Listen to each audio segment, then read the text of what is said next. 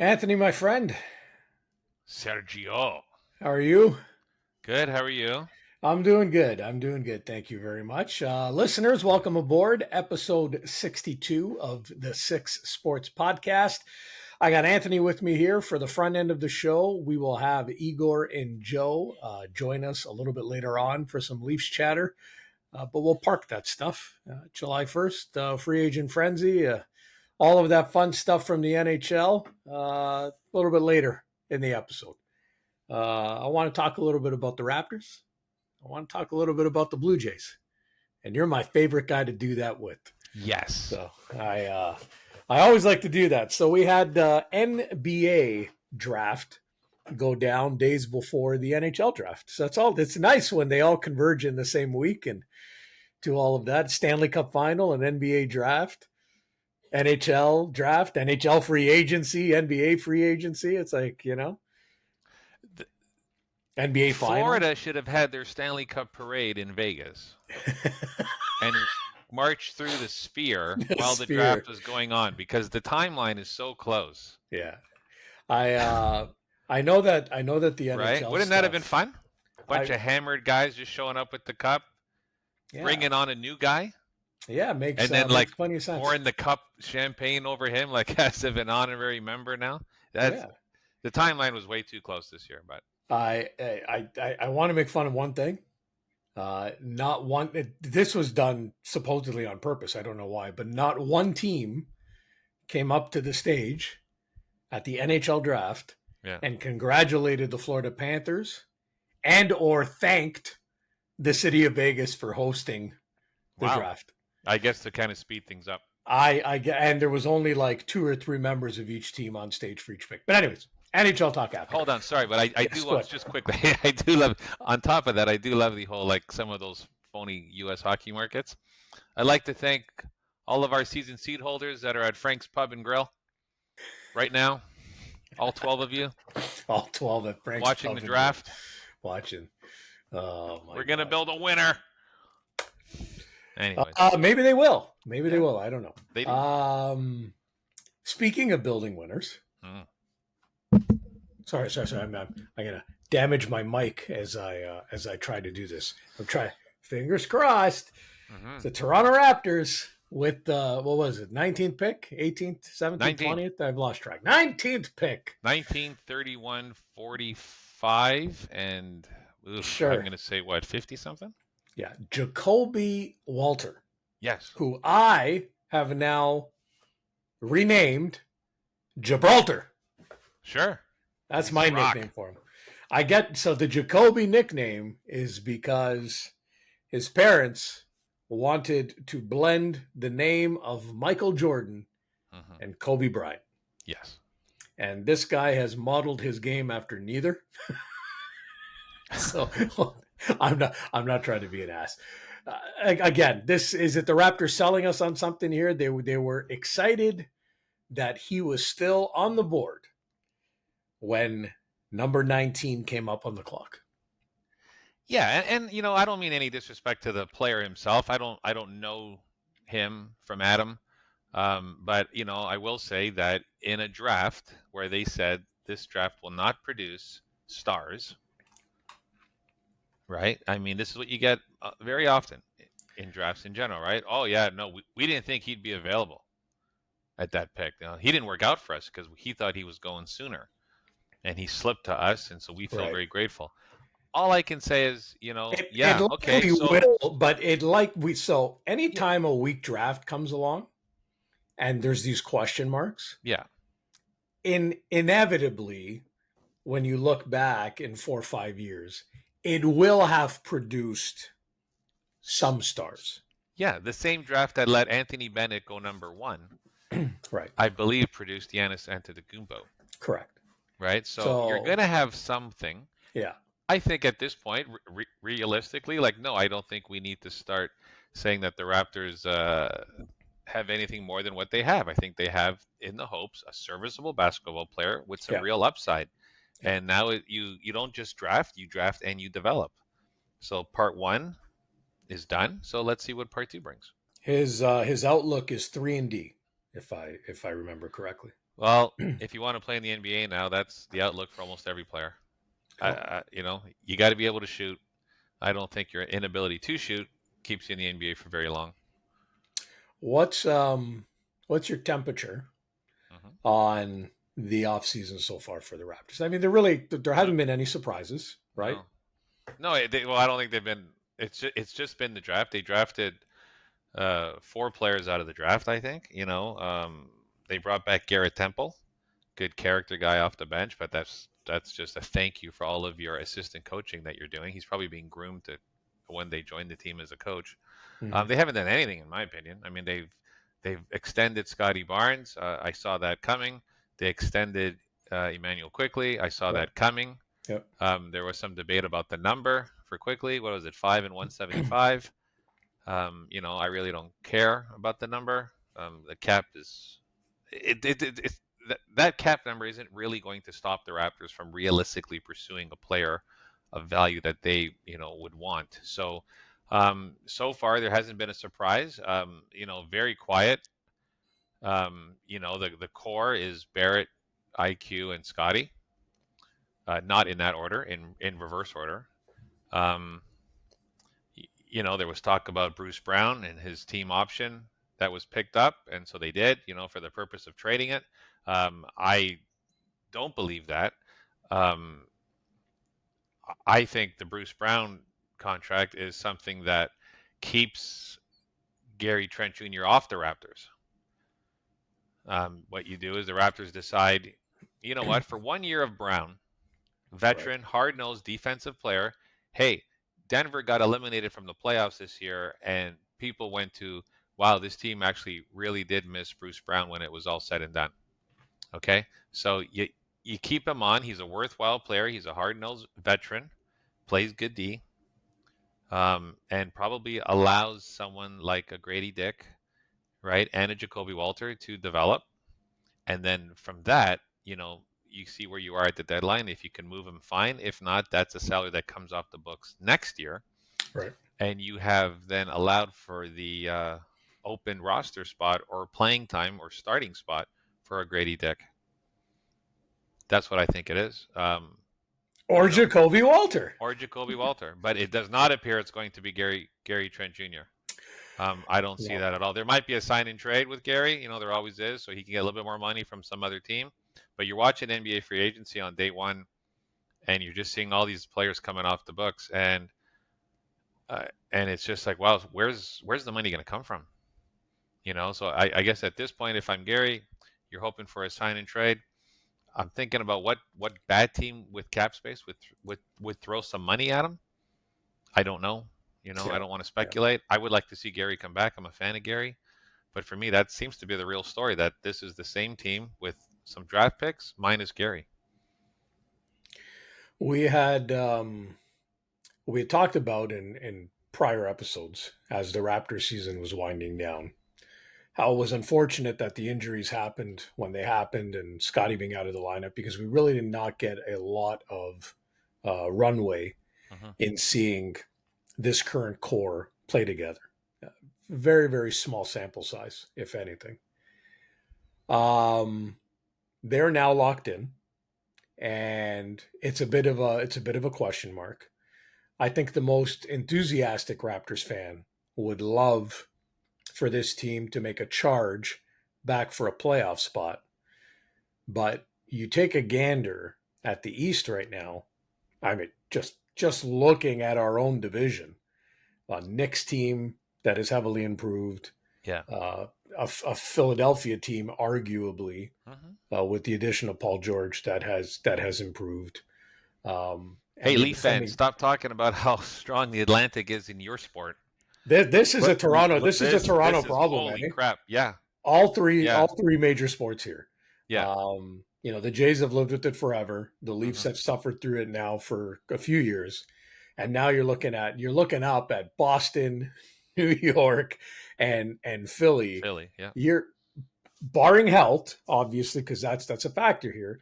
You're staring at 50 win teams at minimum. At minimum, Yeah. they're 50 Minimum. win teams. Yeah. Yeah. And I would like to highlight the word minimum Yeah. So for sure. 55-60. I don't want to say rather easily, but that's where they're going to come in at. For sure. So that's already three teams in the East. Um, Milwaukee will be back there playing, 60, and they're the fourth best out of that bunch right now. Barring injuries again, they should be playing good basketball. That's four. And then, Indiana's already brought back Siakam, call them five. I don't want to say fringe teams, but a team like Orlando, who should be up Yeah, there, there's tons of upside on that team. That's Cleveland. I yeah. Well, yeah. So we just ran through seven. Like off the 7, yeah. top of my head, we just ran through seven. Who Yep. am I missing? Who am I missing in the Eastern Conference? Well, I think Atlanta will take a step back based on what they've done so far. Okay. I But don't know. Miami and Chicago and 8, Atlanta were yeah, kind of the yeah, French teams yeah. there. It's Miami 8, 9, 10, Atlanta. Right. Right. So, The Heat haven't done anything yet. They don't yeah. look like they have the assets to do anything yet, unless they, again, you heard last year all those Damian Lillard commercials. So I know what your question is going to be. 8, 9, and 10. Like Yeah. like 9 and 10 are the play-ins, but sorry, like 7, 8, 9, and 10 have to deal with the play-in. Is there a path here? And I'm going to keep using that word, assuming health, or mostly healthy.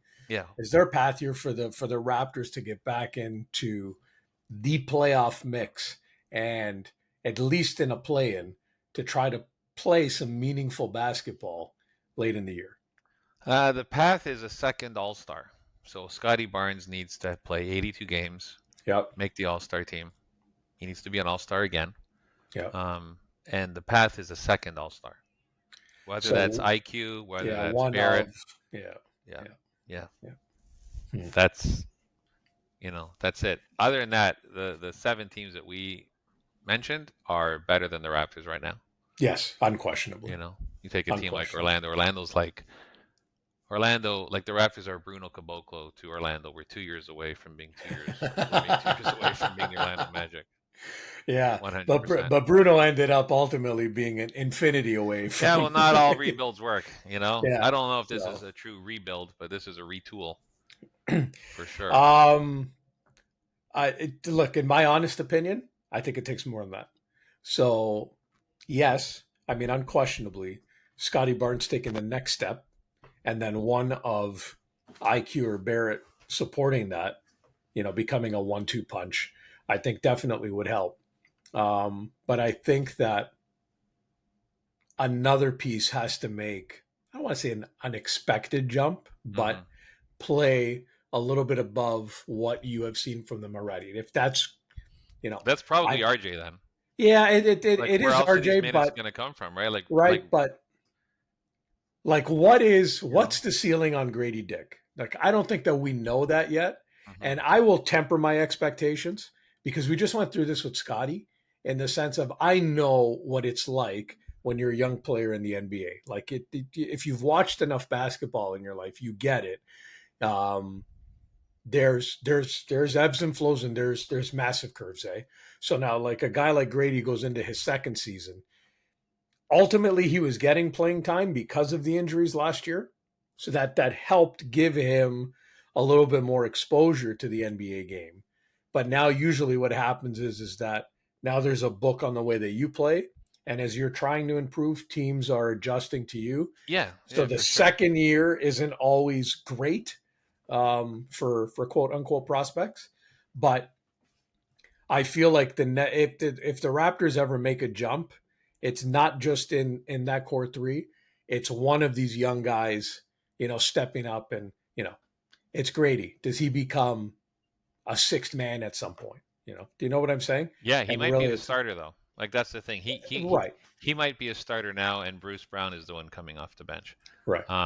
In this 2-guard spot. What's his ceiling? I mean, I look at it as, I think his ceiling is he could be an NBA starter. On a good team that has other capable defenders to protect him that way. Yeah. And you hear stuff now like, Grady was, we just saw him in the gym. He's already put on some weight. He looks stronger than he did, given the last, and you hear this all the time, right? So, I mean, look, he can shoot, and that's why they got him. And Darko's And he system, can put the ball on the floor, though. yeah, Like he was more athletic and had a bit more athletic ability finishing at the rim than what I thought he was, right? Like he's yeah, not just a spot up shooter, yeah, which, right now it appears that's one of the reasons why Gary Trent Jr. is not even being signed in the NBA altogether, why his market has plummeted, because he seems to be basically the guy who, you go swing, swing, swing, and he hits the open three, and he does do it at a very high percentage relative to other players in the league, but doesn't have much else to that, right? So he's a bit of a one-trick pony right now, and he's paying the yeah. price for it. But like again, where are the Raptors health-wise? IQ's got to take a huge jump. I mean, that's still where you've made this commitment. You didn't absorb a contract like with RJ. You gave this guy a 5-year 175 or whatever the Yeah. contract details are, Yeah. right? So that's the investment, right? So you have to match that now. Like the Raptors are kind of smart, right? Like those contracts weren't given out for performance in the past. That's for what's coming, Right. right? Right. So there Yeah. better be upside there. There better be massive upside. Yeah. You got to play into the contract now. Yeah. Got to play into the Yeah. value of the deal. Yeah. I mean, listen. Beyond that, I'm not going to ask for any more predictions. There's still a lot of No. off season here for the NBA, and They've got one. They've only, as of now, they've only got one more roster spot, right? So I mean, there's going to be supplemental moves where guys are getting yes, waived, bought out. Should another move happen? So but this front office under Bobby and Masai. You know that these guys are itching to. I don't want to say add another piece, but speed up this retool. They've done their commitments. They see what's there. I don't think anything is coming this offseason, I don't but either. they're primed for a future move. They have all their firsts, and that's a big thing. That's the candy in the NBA right now, are the first round picks. So when you look at that, you have to sit there and think that these guys now it's assessment. What do these three look like together? And do we feel it's good enough? And if we don't feel it's good enough, then we What's take the move? one and Yeah. their salary and XXXXX and try to go find the next disgruntled star on another I just team. hope for me, and I don't think you're wrong at all. I agree 100%. I just hope from my perspective, from an entertainment perspective, that doesn't mean the Raptors are drafting 13th. Kind of stuff. It's like, oh, that means we've basically won 33 games. Yeah. And we've kind of had a meaningless season. Yeah, and that that element of it would suck, right? Yeah. That mushy. It's not even the mushy middle. It's just outside of the mushy middle. But if you have a top 5 pick, then it better be because of injuries. It better not be because Quickly and Barnes and Barrett doesn't work. It's gonna have to work. That's where your salaries are. That's where But those injuries, like they tried to do that last year, but the injuries came too late because they'd already banked too many wins to. I mean, that's saying a lot for a 25-win team. I honestly think the best news. That's happened so far in the offseason for the Raptors is that they lost their current pick, or they lost their 2024 top 10 pick to San Antonio. By the way, hey, let's finish the basketball talk on that. Yeah. What did you feel? Because you mentioned this on Twitter, but we haven't had a chance to talk about this on the podcast. Yeah. How did you feel on X? Yeah. How did you feel when you see San Antonio trading away that pick for a 2031 first rounder? Yeah. 2031. Hey, 7 years from now. I've heard reporters say that was a stupid deal even for Minnesota, because in 7 years, Anthony Edwards will be a declining asset. Where's your franchise going to be in 7 years? So why are you giving away the picks? But is that San Antonio's My argument is San Antonio's probably thinking, I don't want to give another guaranteed contract out of this draft. I'm going to take one. I don't want to give another one. And so you're telling it made me feel like, so guys, like honestly, I just don't think there was anything that you were going to get at 6 or 8 that you probably can't get at 19. Like that's how this draft is so unpredictable. No, but I agree with you on that. But you're Correct. telling me that from a San Antonio standpoint, they devalued it so much Yeah. that was it the first person who called and offered a first? It doesn't matter. We're Yeah. okay. Like there wasn't any. Hey, is someone willing to give us a 25, a Yeah. 26, a Yeah. 27, a 28? Yeah, I'm going through the years Yeah, here, right? really strange. I mean, some teams don't have those picks available because they've been involved in other trades, Right. and they might not. So that there's that. But they didn't take Jacoby Walter, No, they didn't. So So that might listen, tell you something about Jacoby. No disrespect to him. he We'll gets see, right? to. Let's Yeah, we'll see. it's a major wait and see. It's a major wait and see. Um, We should go to Vegas, check out Summer League. I'm down. Actually, I have a Vegas trip planned. I'm going to WrestleMania next year. Yeah, I know. My son's coming with you. That's perfect. That's Yeah. it. All aboard. He's coordinating it. All aboard. Blue Jays. Yes. Is it just?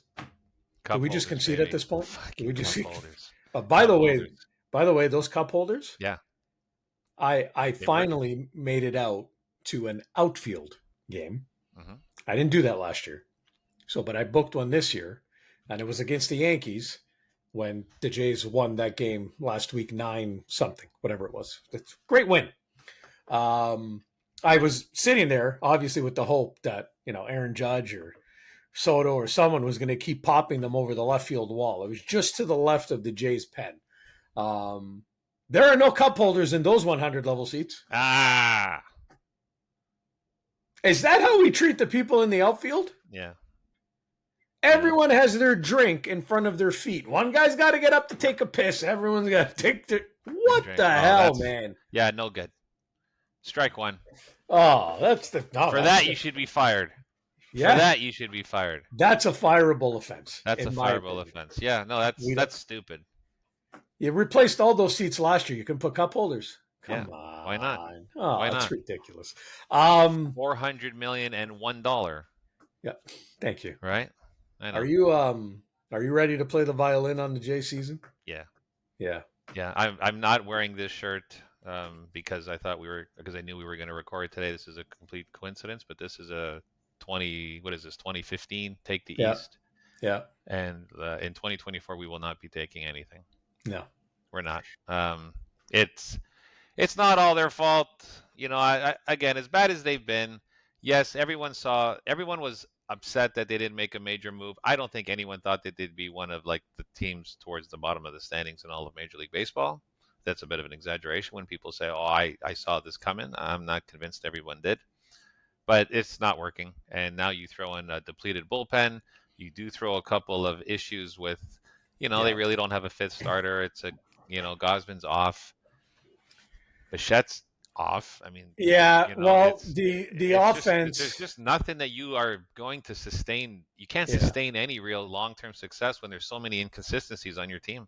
No, we knew. Well, listen, we knew coming in that the offense was going to be a problem. Now, maybe you're not sitting there forecasting that Bichette was going to be a part of that problem, and he has not been able to snap out of it. But you knew just flashes. Well, I mean, it's starting to come around a little bit lately, and it's needed. It's picking up a little bit of the slack. They're scoring runs lately, which is, I mean, outside of yesterday against Houston, but for the most part, they're putting some runs on the board. But that bullpen has been a major, major problem the whole season. Mm-hmm. When you come into a season without your closer, and at that time they started the season without Swanson. So people have to remember that this bullpen last year was successful because it was anchored by two guys having great seasons, Romano and Swanson. Like Swanson had a lights out year out of the pen last year. And Yimi Garcia struggled a little bit, but then found it as the season went along to really form a formidable trio at the back end of the pen. Tim Meza was having his second fantastic year last year. And now you take all of these guys, and Romano starts the year injured. Swanson starts the year injured, and the issue with his son, obviously, son or daughter, but his son who, sadly got hit by a car. recovered, but then he recovers from the injury, comes back. Swanson's never able to find it. Romano comes He back to hasn't the. found it yet, too. Like he got No, he demoted hasn't from found it in AAA. It's not AAA like either. he's going down to Buffalo and doing It anything. has Like if he no. was, he'd be up here. It's fallen off Right a off. cliff. Yeah.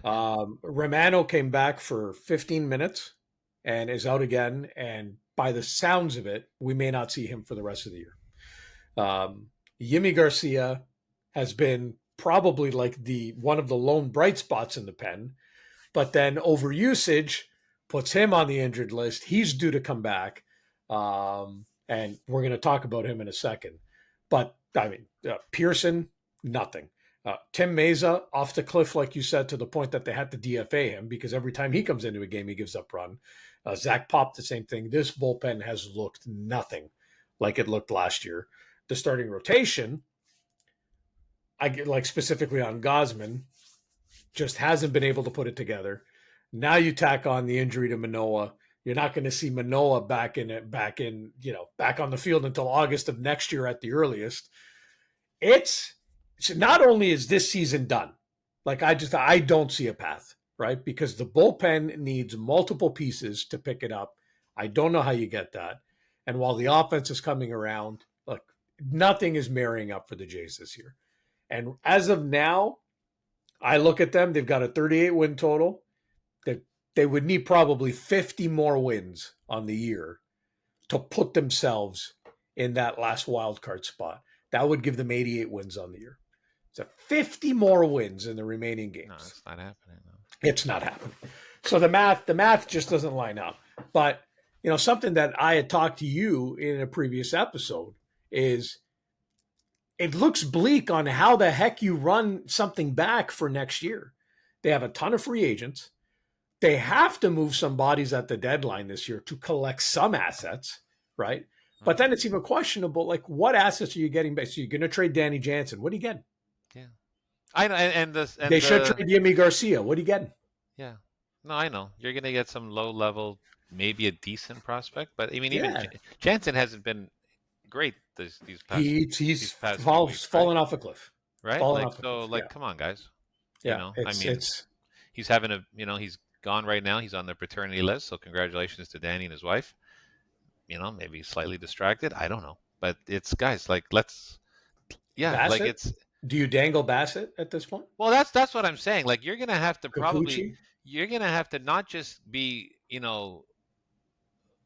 non-creative, and just okay. Well, I guess if you got an expiring contract, we deal you. No. I think you might have to look at who can we sell high on. And I think you're right. I think it's him and only him because I don't think it's going to be Vladimir Guerrero Jr. No, I don't. But can you sell high on a Chris Bassett? Yeah. Right. What else can you sell high on? IKF is having a great year, but can you sell high on that and really get a return? That's not a sell high return, right? Exactly. Chad Green has been okay out of the bullpen. Yeah, I mean he's got another year under contract. No one reloads by selling off their expiring contracts. No one reloads by selling off their relievers. Not really, right? I mean, like something desperate would have to happen. You have to really. It's a panic move from the other GM, right? So I mean, this is it. But if you trade Bassett, I mean, your starting rotation already looks bleak going into next year. Yeah, your rotation would be Gosman, Barrios, Bowden, and Rodriguez. Is that giving you any confidence? Well, you add in Bassett this year, and that's basically what it was going to be this year. But that's my point. I had no faith that Alek Manoah was going to put it together. I mean, he's in a loss for 2024. Whatever happened last year is still what's been going on. Yeah, but we don't know. We don't know. But that's the problem with Manoah because it looked like just before the injury that there were a couple of good starts there, and you were wondering, okay, is this something he could build off of? And that's it. He gets hurt. And then you get hurt, and that's all. Now it's forever question mark.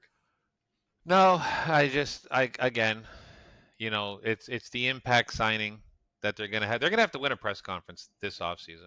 They're gonna have to. Like take how? a look at the free agent list, man. There's not much there. Yeah, there's not much there. Well, then the press conference comes from you fire the general manager.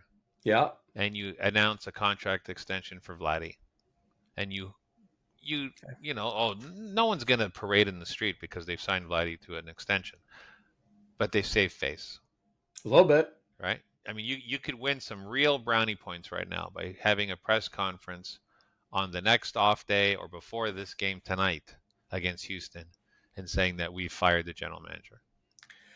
Yeah. Yeah. You know, I would, my biggest thing, and we've lamented about this, is you go into now a trade deadline in which you've got to give up these pieces.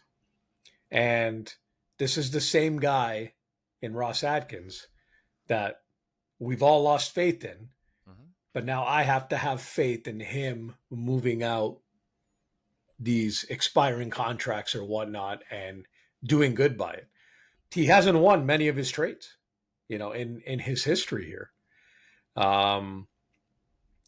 His eye, or the collective eye of Ross and his staff and scouts of finding players that turn into something, also hasn't been very good because, again, all of their top prospects, something, if it's Tiedemann who constantly gets hurt, Pearson who constantly got hurt, Barger who's up here now being exposed a little bit. Elvis, now the mystery is going to be there, because of the PEDs and the suspension. What are we banking our hope on? Spencer Horwitz? Who's been great. He's not a core guy. He's a player. You got to bat 9. Yeah. You do have to bat 9. So right now, let him. But no, you're right. That's like so. It's tough. I don't know how. That's my expert opinion. Because what do you do? I mean, again, I really believe. What do? You have to fire the general manager. Yeah. You just have to win that press conference. Hey, guys, we hear you. And all of a sudden, then the next moves, which will likely amount to nothing, will be like, hey, you know what? I'd rather this guy make the decisions than that guy. Right. That's where we're at. It is where we're at. It's frustrating, but it's an unfortunate result. I think that we've lamented at this point. Not the majority of Jays Nation wasn't too confident coming into the season because of how bleak the offense looked. When we did the forecast at the beginning of the year, we said it. If the pitching rotation can stay healthy and mimic what they did last year, which included the bullpen, then they had a chance to stay with it. Yeah, we also said that would be very unlikely because that. And we said it would be very unlikely because that doesn't usually happen. That doesn't usually replicate 2 years in a row. And here we are, and it is what it is. We were wrong on one prediction. Joey Votto didn't make it here for Canada Day, but I bet my bottom dollar that Joey Votto is going to get some swings with this Jays team before the end of the year. Because that's it. That's the swan song for the season. I guess is seeing Joey, but it's frustrating. It is what it is. And listen, you got to get your kid to baseball. So you go ahead and do that. I appreciate you jumping on. Viewers, stick around. We are not done. Leafs Talk is just around the corner here with our resident believers, Igor and Joe, right after this. Thanks, Ant. Thanks, bud.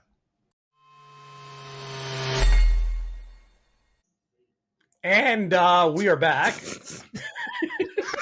We're having a laugh, folks. We're having a laugh. Anyways, as promised, the believers are here. Thanks for sticking around to our viewers and our listeners. We are now here to talk hockey. We are indeed. Woo! The Toronto Maple Leafs got some guys in free agency. I thought for a second I was cut, but let's start with that, Joe. I appreciate. How many episodes has it been? 3, 4? 3 or 4. Yeah. Yeah, it's just this near. You had a haircut. You had 2 haircuts. Appointments. I have to go to sleep. I have another haircut. Right. I'm here. I'm available today, and here you are. So it's nice to have you. One I had tonight, and we appreciate that. But what You happened could with the Leafs? I don't understand. almost get a ponytail there. The Toronto Maple Leafs dove into free agency, typically on the day where teams make tons of mistakes, and they came out with some guys yesterday. They came out with some guyses, couple guys is couple of guyses. Chris Tanev, 6-year, what was it, $28 million contract? Yeah, I believe 4.5. $4.5 million cap hit. And a no movement clause, I believe. Something like that. yeah, no movement clause right off the bat is a little concerning. But I mean, how many years does he really have left? That's I don't think he's going max 3? contract here. That's Yeah. a guy going to Robida Island at Right. some point. I mean, everybody said it. In addition to that, they grab Anthony Stolarz, the former backup goalie and recent Stanley Cup winner from Florida Panthers. So now we got a tandem in net with Stolarz and Joey Woll and Oliver Ekman-Larsson, who once upon a time I had an affinity for many, many moons ago. That's a 4-year contract from the Leafs. That's a bit of a question mark for me. Yeah, 3.5 per. But a little bit of a career resurgence, if you will, after being bought out by Vancouver in what turned out to be a real bad downswing in his career. Found a home in Florida last year, also Stanley Cup winner. Third pairing D for the Panthers with some penalty kill. He's a right winger, isn't he? He's right not. shooter. No, he's not. He's a lefty. Yeah. Then the other guys were all righters. Tanev is a right shot D, and Yes. And the Leafs could. Hackenpod's a right. Hackenpah is a right, and that was the last signing from yesterday. Hackenpah, kind of out of nowhere, definitely wasn't a rumored name linked to the Leafs at all. 2-year contract at 1.5. Most interesting, Hackenpah was coming off a 3-year deal with the Dallas Stars, in which in the previous 2 seasons before this, played every game and was valuable third pairing D for them who killed penalties. Big body, throws the body, blocks shots. Everything you probably want, in a third pairing, shut down model defenseman, big guy, and got injured last year. Knee injury, was out for the rest of the season. So I think he played about 60 games. His injury was one of the reasons why Dallas ended up pushing their chips in to make the Tanev deal when they acquired him last year. But there really hasn't been much of a report on the injury since then. And lo and behold, last night, the only one to say this, because no one else has said this, Steve Simmons writes a quick article for the Toronto Sun and says, this guy's hurt, and it's so bad, his knee is so bad that he may never play hockey again.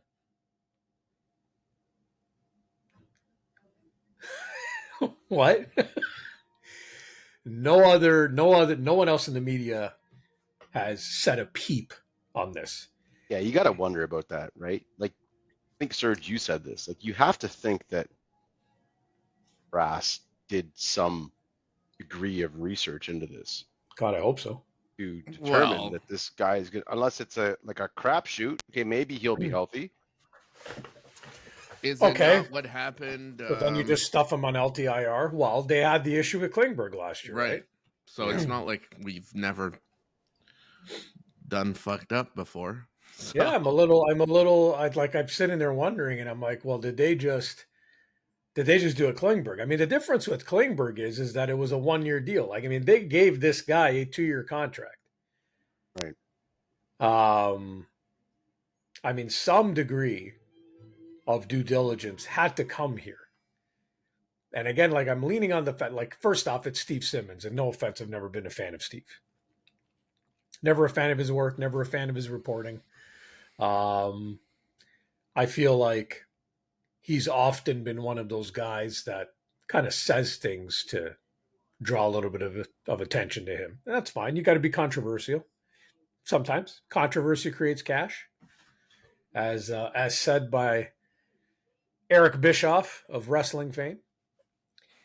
But that's a pretty controversial article to stick out there when, like, nobody else, not a Dreger, not a CJ, not a Friedman. I mean, throw whatever name you want out there of guys that are considered to be credible media sources. No one has said peep about this.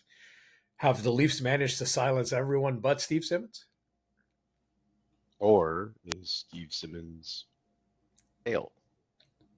Did you say talking out of his ass? Is that what you said there? Yeah. That's euphemism for that. All right. Let's assume that this guy's going to play hockey for the Leafs this year. So with all of those signings, how do you feel? I don't care who wants to go first. I'll start real quick. I'm content because listen, the Leafs needed bolstering in the back end, and it seems like they may have it now. Reliable, big dudes, cut down potential. I think what was the stat I saw? Was it Tanev? I think he had 31 more block shots last year than the highest Leaf. So there's a guy who's going to put his body in the way, make sacrifices. Need guys like that. Need big boys in front of the net, getting in front of the puck, taking bodies out. I think it's good. Okay. Igor? On the defensive end, I think Riley. I guess Riley finally gets a right-hand defenseman partner to play with for the first time, maybe in his whole career. No, that doesn't suck. He had Luke Shen for 10 minutes. Okay, but Tanev's greater than Luke Shen. No, I'd like to agree with you in principle by every metric and fancy stat. Yes. On paper, the 15 minutes that Morgan Rielly played with Luke Shen was the best I've ever seen Morgan Rielly in his career. I mean, it cannot be understated. Yeah. So still, Rielly was on fire in that playoff run and that late regular season run with Luke Shen. By what you're saying, I would hope that this creates a similar result for Morgan. On paper, it should. You're right. You use the exact correct term. In on practice, paper, it should. To be determined, I guess. Yes, sir. Yes, sir. Ekman Larson, Liljegren, McCabe, Benoit. That's probably the most stacked D the Leafs have ever had, I guess, in the last 10 plus years in the Matthews era, let's say. Man, that's really not saying much, though. It's not saying much, but it's the best we've had. So, again, I look at the D from that 23 playoff run. Yep. You know, I mean, I guess in theory this could work out to be better. Yes, I mean it's up there with the best decor that they've put out in the Matthews era. I think I'd agree with you on that. It's not saying much. Yeah, we don't know much. How and where Hakanpää, I guess, will get into this and who's going to be the odd man out. But if it's going to be Liljegren, I'm going to be pissed off again because why are you giving this guy 3.5 or whatever they gave him if he's going to be the odd man out again in the playoffs? Maybe like he's got to take a step forward. I don't even. Are you saying Liljegren needs to take a step forward, or are you going to be mad? 100%. This guy's been the guy who we've healthy scratched every year during the playoffs, during all the games that matter, and we keep signing him. So obviously we see something. Yeah, but let's talk on that a little bit, right? Okay. Because I've talked about this a little bit with other Leaf buddies that, I mean, there's a couple of them that just hated the re-signing of Liljegren. Oh my God, I cannot believe that they re-signed this guy and gave him $3 million. And a lot of what they cited is what you cited. You know, he always ends up on the bench come the playoffs. And my rebuttal is this. Timothy Liljegren has been one of the key cogs in the Leafs defense core over the last few years that when injuries struck and he was required to step up and play more minutes, he has done so admirably, and played fantastic hockey. And what's happened, it happened last year, it happened the year before, if you recall, when virtually all of the Leafs defense got hurt, and it became Liljegren and Sandin early in that season, basically as their top pair, and they were cruising. Like literally, the Leafs were cruising with those guys as their top pair. And what happens is that it almost inevitably in both seasons, Liljegren hit this little rough patch when everybody came back to the lineup and got healthy. And the same result happened. He hits the rough patch, and I don't know what it was with Sheldon at coach. But when Lily hits the rough patch, it's seemingly that there is no confidence that can be given to this guy. Then he starts to see the bench. Then the playoffs come, and he starts on the bench. It happened the previous season where they opted to run out Justin Holl in the lineup over Liljegren. It happened again in last year's playoffs. And I start to wonder how much of that really has to do with that player feeling absolutely no confidence because the coach is essentially not giving him any. It's purely speculative on my part. Yeah. But for them to re-sign him when Lily was one of those names early this offseason that was rumored to be trade bait. Going to trade his rights to another team in a package deal. It's going to be Liljegren and Marner being traded to X team, you know, and they re-sign him. And he doesn't get re-signed without an opinion coming from Berube. So you have an opinion that's obviously been formulated by the general manager who's now seen him for a full season under his own eyes. And now you have a new coach. I just wonder to myself if Berube sees something in there that when it hits a bump, that maybe he's going to be able to direct him differently than what Sheldon did. Because whatever was happening before, clearly, when Lily hit the rough patch, it kind of stayed rough. It could very well be a systems thing, obviously, a coaching thing, a systems thing. Maybe he'll, increase his play, but I think he needs to be a little, like, everybody knows, because he shows you flashes of, like, brilliance. Yes, sir. But then he shows you these, like, defensive lapses. So I think it's just the consistency thing, maybe, and if he's more consistent more often than not, that would probably also help his confidence. So I'm wondering as well if it has something to do with the complement Living's trying to put together on defense. Because he's a quick puck moving defenseman. He's got some offensive prowess. And so now I'm wondering if the addition of these stay-at-home big guys they have proven themselves to be a great defensive piece, if now he's thinking maybe of pairing these guys with these stay-at-home guys to complement that aspect. The issue, so Ekman Larsson was never traditionally a stay-at-home guy. Like Ekman Larsson came into the league as an offensive defenseman. And at this stage in Larsson, in his career, he's a third pairing D. So I look at him and I'm like, so it's in my head, it's Riley Tanev, and then it's Ekman Larsson on the third pairing, likely with Hakanpää if he's playing, which now is McCabe sliding back to the left side to play with Liljegren. But they tried that combination last year. There were stretches that McCabe and Liljegren did play, and it wasn't necessarily successful. And we know that McCabe found tremendous success in his pairing with Benoit. And that was McCabe playing on his offside at right D and Benoit playing left. But if they reunite that pairing again, then I guess it ends up Liljegren and Ekman Larson on the third pair. And I don't know that I love that either, because I don't really know who the stay-at-home guy is in that scenario. Yeah, I don't know And either. I feel like we have like an overwhelming amount of defensemen at this point. well, so Treliving in his presser yesterday afternoon said it was his mission to overstock on D.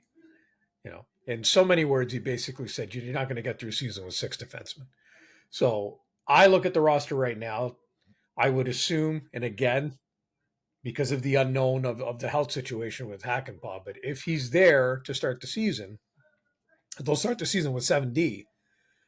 So it'll be the 6 that we've talked about, and Benoit is the 7. They'll be there.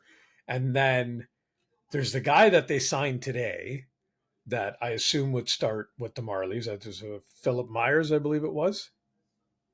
Dakota Mermis, and Then there's there was also a Cade Weber. Cade Weber, who they brought in, and Connor Timmins. Yeah. So you're talking about, Myers played a little bit of NHL. I believe that Dakota Mermis has played more in the NHL. Cade Weber has played some in the NHL, and obviously Connor Timmins with us. So these are guys that I would forecast start the season in the AHL, but are your next call-ups if injury strikes. I would be my assumption. So I'm with you. Like, just to round it up, yeah, it's probably on paper the best defense core that they've had in the Matthews era. Okay. Defense wasn't the problem against the Bruins. I think offensively we took a step back, I guess. I don't know. Like, how do you guys I don't feel know about that the happened Max either. Domi contract? Yeah, like they get Max done. So if it had to be one of Max or Bert, I think it was the right choice. Yeah. I think Domi was the right choice. Yeah. I agree. So obviously there wasn't enough cap there to get Bertuzzi in. And I'm so indifferent. I'm so indifferent on Bertuzzi. So it's just like, yeah, it looked okay sometimes. It didn't look great other times. I understand they didn't necessarily deploy him the same way that Boston did. Bertuzzi wasn't on PP1 here in Toronto often. Mm-hmm. And his success in Boston was predicated with the fact that he was on Boston's top power play unit in his short stint there. So, I mean, I don't know. Now they're going to stick. Is he going to draw power play PP1 time in Chicago with Bedard? Yeah, then, Bertuzzi is going to score 25, 30 next year. And people say, oh, well, he could have, all right, I guess. But I don't know. There's a hole on the team right now. Like left wing 2, arguably, or left wing 1, whatever you want to call it, depending on which line you put Matthew Nyes on, right? There's a hole. I don't know who draws that assignment as of today. Bobby McMahon. McMahon goes back with Tavares because he had some success there. So now your hole is on line 3. They need another left winger. Here's what it looks like today, actually. So Nyes, Matthews, Marner, McMahon, Tavares, Nylander, Holmberg, Domi, Yarncroke, Dewar, Kampf, Reeves.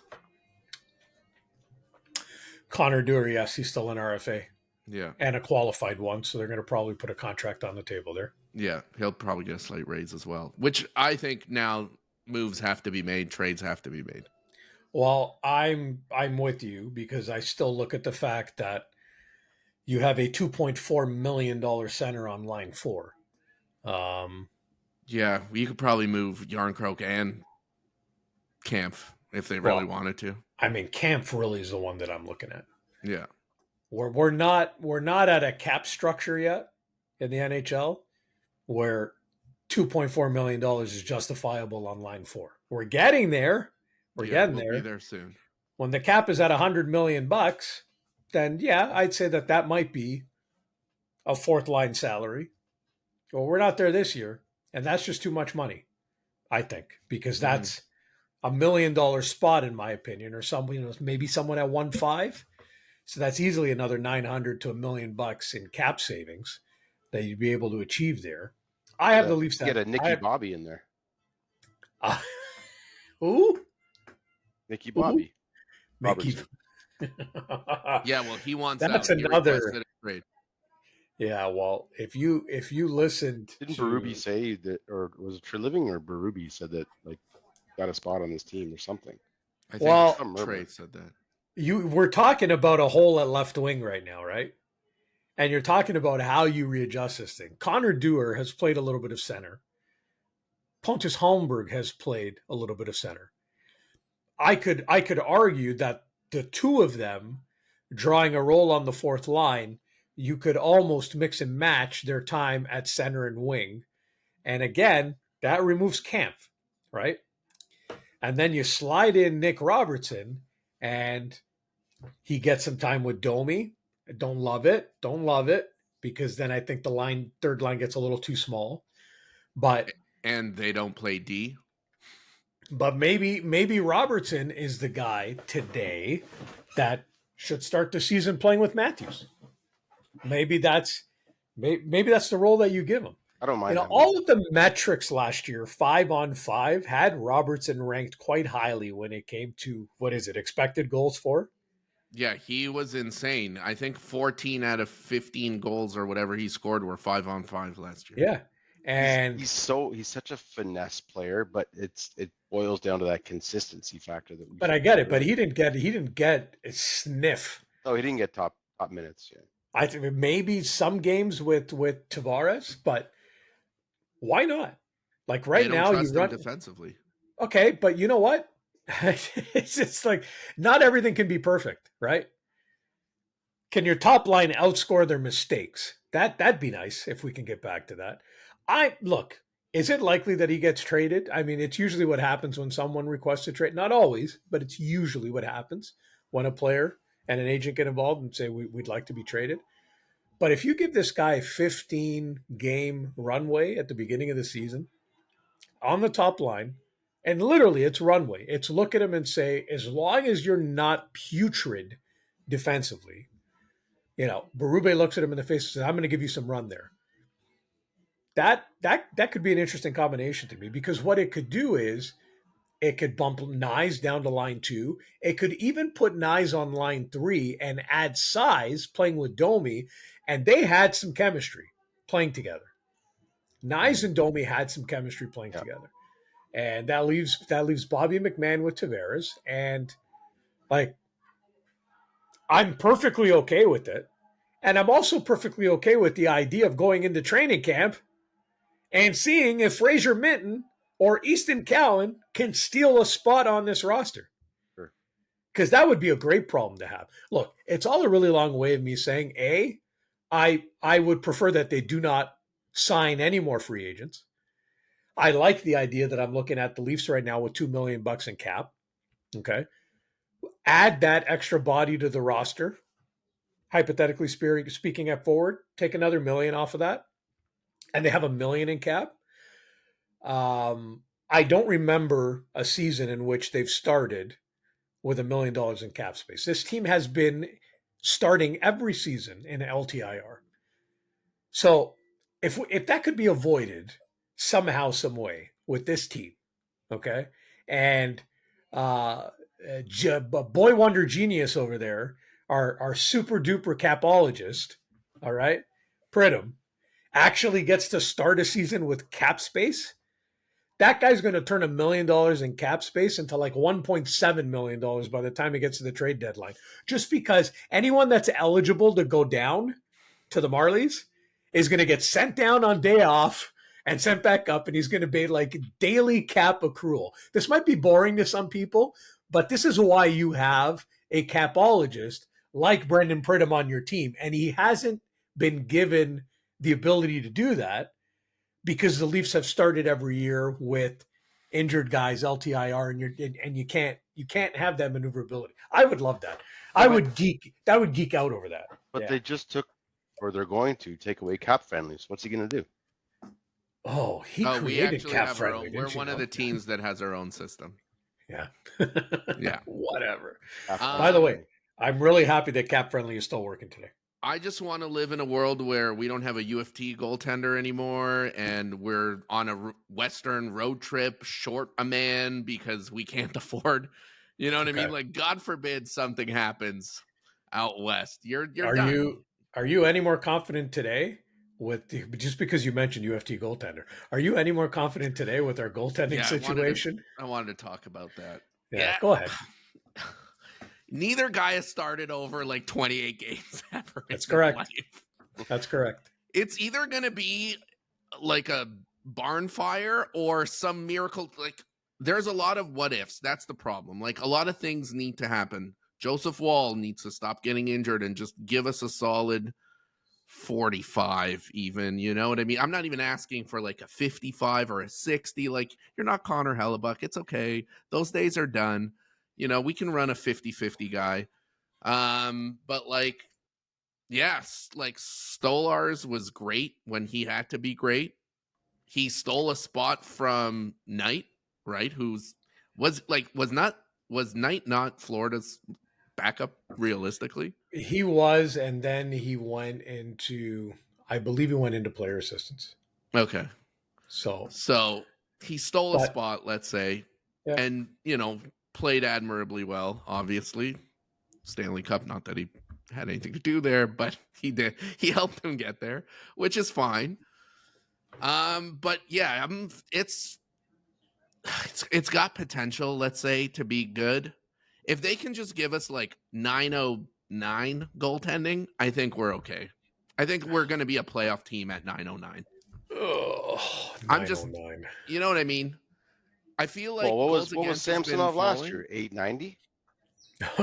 No, well, without his crap stretch, he was like 915 or whatever. Well, but did you Yeah, I can't know. with Yeah, Right. you got to count it all. I think Sorry, he you gotta he was count the 890 crap stretch. overall, something Yeah. like that. So 909, I think, is just above average right now. So wow. I think we'll be okay. Oh boy, oh boy, oh boy. How I am about this? concerned. I'm concerned about Yeah. the injury-prone Wall. And Well, we got I Matt would be Murray. too. We got Matt Murray, baby. But that okay. And Also injury prone, but we'll see. well, yes, but the Leafs I don't mean, mind. they, I don't mind that bailout. I don't mind the Matt Murray bailout necessarily. If it comes down to it, I mean, realistically, Well, it's we don't either have that any or choice. Hildeby. Yeah, Hopefully, we don't it have doesn't any come down to choice. that. And Well- I'd rather take a bit more of a veteran guy to slot in there. yeah, so but then my question is why wasn't oh my god, and it's gonna escape me. Why didn't they re-sign Sammy? no. Oh, Martin Jones? Why didn't they re-sign Martin Jones? Exact same contract. And he played fine in you know in the games that he got called upon. I just like I don't think Martin Jones won 2 Stanley Cups back to back last time I checked. yeah, well, I don't think that Matt Murray has could hold a cup in his hands right now. He might. Listen, I really hope that the surgery and everything that the Leafs obviously gave Knows him something. the ability to go get yourself fixed. And I did wonder as that was happening if there was a wink, wink, nudge, nudge of get the surgery, get things done. You're going to have, like, we'll give you a spot, not necessarily on the NHL roster, but we'll give you a spot. But then I look at it and I question now, like, how many games is he going to start in the AHL? That's where he's going to start the season. I have no doubt about that. But how many games are he going to start there? Because you have kids that are developing and they need the net to develop. Are you going to start Matt Murray over Hildeby in the AHL? Can they Does that not make sense? just keep him in the press box like a healthy scratch? He's on the main roster, but healthy But scratch. then he's not playing. If it depends on, I think their level of risk they're willing to take with Solars and Wall, or Wall, obviously. That's going to determine whether he starts or not, right? What about your boy? What about the future Shesterkin? Where's he playing next year? Oh, is he he's supposed to come, right? Right? Is he So wouldn't coming he to be in North the America? AHL as well? So now Did they you're bring going to him have from the it. K? You came from the KHL? Yeah, the believe kid so. from the K. Yeah. My boy. Yeah. I don't even know who he is. Aktiamov. Yeah. Artur. Arthur. That sounds French. Arthur. But Arthur. Let's call him King. Arthur. He's the king. call him Double A. The Enforcer. That's what I'm going to call him. Pocket aces. Okay? No. Double A, Arn Anderson, the Enforcer. And he comes out and he gives spine busters to guys as they come down on breakaways. Wham! As long as we don't call him AA Alcoholics Anonymous, we're good. Okay. Well, I mean, that's always possible too. No, but these kids need playing time. And, so this is why. Kind of like so Matt Murray's going to sit down in the AHL. He's going to practice a lot.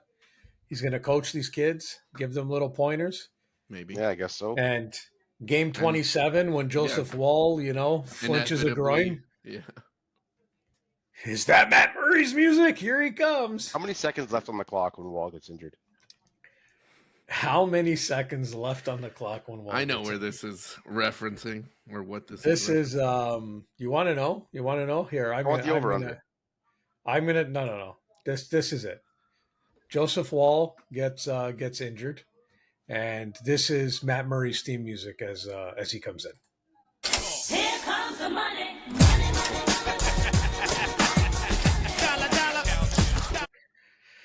Yeah, and he's wearing sunglasses with dollar signs, Yes, and he's of like, course. no. Anyway, it is what it is. Let's I guess we might need to wrap it up soon, but let's talk about Jeff Skinner, because I thought that was an interesting little tidbit that just came out. Yes. So according to, is it CJ? Correct. Yep. And probably a couple other people, the Leafs are very close to signing him. However, at the end of the day, he chose McDavid, which is fine. I get that. But here's the little interesting tidbit that I don't know how many people noticed. The Leafs' pitch to him was, you get to play with Matthews and Marner. Which means if Marner's part of your pitch, I guess he's not going anywhere. No. Or he's just a selling piece to try and get Skinner on board. Yeah. I Well, Skinner just saw right through it going, oh, yeah, you're selling me Marner, but he's gone in a month? Yeah, I don't think so. Yeah, I don't. I'm with you, Igor. I think that's being very observant, and that's probably an overlooked piece in that report. If their pitch is Matthews and Marner, that kind of tells you everything that you need to know about this situation. I mean, he You're chose here for us, Hyman and guys. McDavid. Marner getting re-signed. Yeah. Yep, it's like I said, they backed themselves into this corner, and when you're backed into this corner, no good can come of it. And it's gonna cost them in salary too.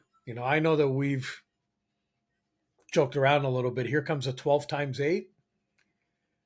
I don't think Marner's resigning that contract this offseason. And if he gets off to the William Nylander start next year, 13, this guy's gonna stick it to this team again. Contract. Well, either that I or hate he that. meets for free agency, right? He's just going to go to the Absolutely. highest bidder. I I hate hate that. that too. I hate that it. too. It drives me insane. There needs to be some sort of playoff There is none. incentive or some sort of incentive. You don't just No. work your ass off, get your contract, and then coast. Yeah, well, Ash. there is none. And this is why when we talk about the outlook of this team, and you can tell me whatever you want, and this is the best defense, still going to be the same group of guys that we're talking about. Nothing that the Leafs did yesterday. Quality guys in the room, Stanley Cup winners, blah, blah, blah, blah, blah, blah, blah, blah, blah. Matthews, Nylander, Marner, Tavares. What do you do when the lights get a little bit brighter and the pressure goes up just a little bit more? And I don't see it. And I will never see it. And I don't give a flying fadoo, as Bob McCowan would often say, if Mitch Marner puts up 120 regular season points next year. Gives a shit. It doesn't matter. It doesn't matter. Okay? He can put up 140 and go win MVP. What happens when we get to game 5, 6, and 7 of a playoff series? Because there's gonna be a game 5, 6, and 7. Because this division is hard. All right, that's the reality of it. There are good teams in this division. By the way, there's good teams in the other division too. So even if the Leafs fell to a wild card spot, okay, and the crossover is you have to play the Rangers or you have to play Carolina or probably New Jersey, who's going to get it back together this year. Are they going to beat any of those teams in 4 or 5 games? No. These series are going to go long. And that guy, I got to keep bitching on Mitch because that's what I have to do at the end of the day. That guy at the end of the day, it doesn't come in those games. The least amount of points out of Matthews, Nylander, and Marner, he's got the least amount of points in games 5, 6, and 7. Those are the important ones, right? Well, if you can win in 4. If you can sweep an opponent, then I guess we wouldn't have to worry about it. But again, sound like a broken record. So I don't see it. And it was a colossal opportunity missed last offseason. I'm beating a freaking dead horse at this point. I get it. We've said it a million times. That was their chance if they were going to try to remodel this. I don't believe, and this isn't just about running it back this year. Igor, you and I talked about this a little bit. I truly believe that part of the continuation of this Shannon plan started last offseason when his power play push got Dubas out the front door, said no. And I think a lot of that had to do with the fact that Dubas was ready and willing and wanting to shake something up with this core. I don't know what that trade would have looked like. I don't know if it would have been the right trade. It doesn't matter. It's all speculative at this point. But Dubas had an appetite for change. He walked him out the door because he wanted to continue his plan. And he brought in Tree Living, and it basically, you tell me whatever you want.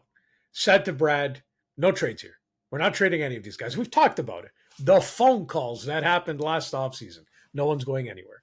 And now you have a cap that has finally gone up for the first time since the whole COVID kerfuffle. And it is going to be a continuing rising cap. And I think that Shanahan is sitting there right now. He looks at this and says, this is an opportunity for my original plan to get runway again. Because COVID ruined it the first time, bringing in the flat cap. Now there is no flat cap. Now it's 88 this year, and it'll be 93 next year, and probably 98, 99 the year after. Like $100 million cap is around the corner. And he sits there and says, I can finagle it now. Because now I'm going to have a little bit more cap to try to get the exterior pieces. That's his thought. That's what I think. I don't agree with it. I don't think it necessarily works because Matthews costs you a lot more now. Nylander costs you a lot more now. And Mitch Marner is about to cost you a boatload too. So. Closing whatever. Thoughts. Tavares possibly losing his captaincy. Anybody? Bueller? You want to take that, Joe? I don't want Joe. to get angry again. I was gonna say you look pretty upset. I don't know. I don't think does it matter really? At the end How of the can you day? do it? I mean, Really, it's does it been really done. matter? Like, really, one guy wears a C. There's gonna be vocal guys in the room regardless. You think just Yeah, because you got a well, it C matters on in you, the you're- standpoint that if you strip him of his captaincy now, what the hell does that say that you would do that? Well, it's happened in San Jose.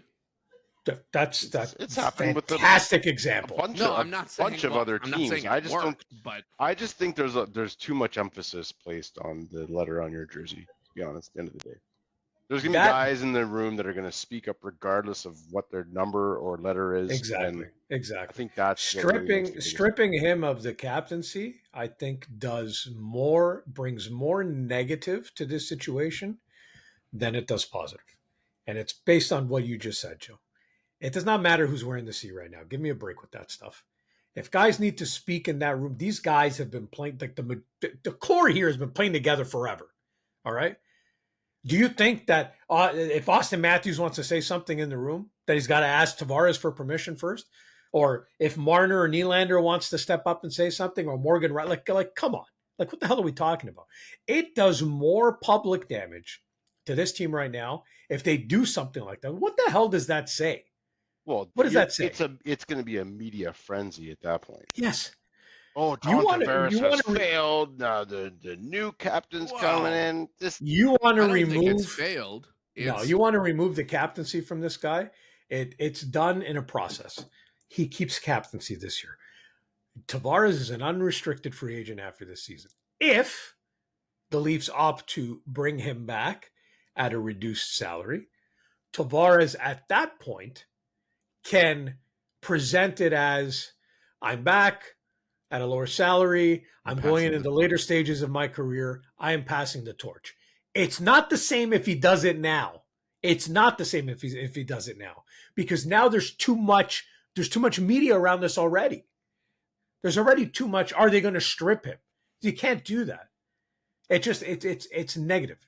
And there's going to be enough negativity around this team, because there's going to be constant questions going into the season about, are the Leafs keeping Tavares? Marner. Because I can assure you that Tavares does not want to leave Toronto. He's here.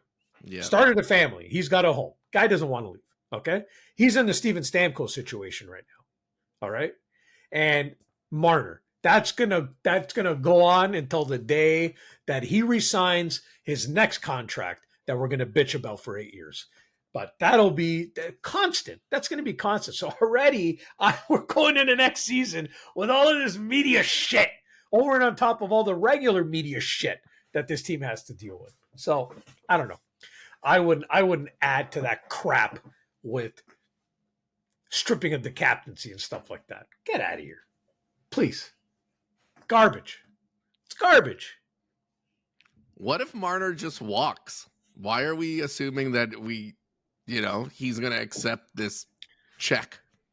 What if he just goes, I have the happiest day in my life. That kind of screws us. It'll be like when Sundin screwed us. Good. See you later. I mean, at the end of the day, it's money off the cap. Yeah, but it's also poor asset management, no? If Mitch Marner does that to the Leafs, I promise you he'll be hated.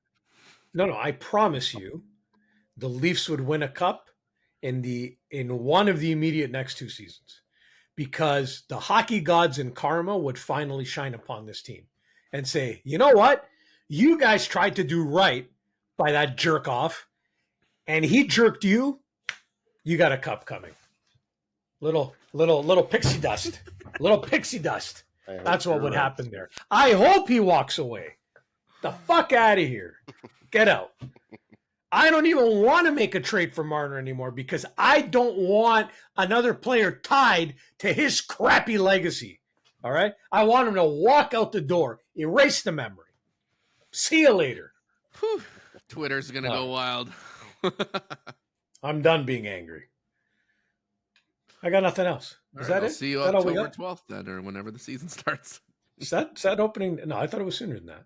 It's around October 12th always. 10th, 12th. Perfect. It's the 9th. Cool. 9th against the Canadians. We open up. Well, really? Are we on the road? That I'm not sure. October 9th against the Canadiens. October 9th. I know what I'm doing that night. Yeah, we're watching the game together. It's a road game. All right. We go Montreal, back-to-back Montreal, and then New Jersey. Our home and then home opener is New Jersey, right? Pittsburgh. Pardon me? And then is it our home opener New Jersey, or is our home opener Pittsburgh and Jersey's home opener is us? Yeah, I would assume so. Yeah. Unless Pittsburgh plays the 9th or 8th. No, it's because it was just announced yesterday too. The NHL schedule makers know how to write a TV drama. Yes, and it's happening. Wow. Get it out of the way nice and quick. All right. Leafs starting the season 3-0. Anyway, I got nothing left. That's all I got. Listen, gents, I appreciate you both jumping on to banter a bit about the Toronto Maple Leafs to our listeners. Hey, thanks for tuning into this episode. We had Anthony on the front half with Raptors and Jay's talk, and my resident Believer Squad members here, Joe and Igor. Always appreciated. If you're watching on YouTube, smash that like button and the subscribe button and make a comment and all of that other stuff. Hey, you can even copy the link and share it with your friends. We would really appreciate that. And to those of you that are still listening on Spotify or Apple Music, we always appreciate you as well. But you got to start watching on YouTube because we need to monetize this channel. Okay, and I can't do that on Spotify. That's We right. need to make a living doing this daily. We need our 35 And you cent could help us per get view. there. Yes, you could help us get there. Anyways, we will catch up with you on the next episode. Have a good day, everybody. See ya.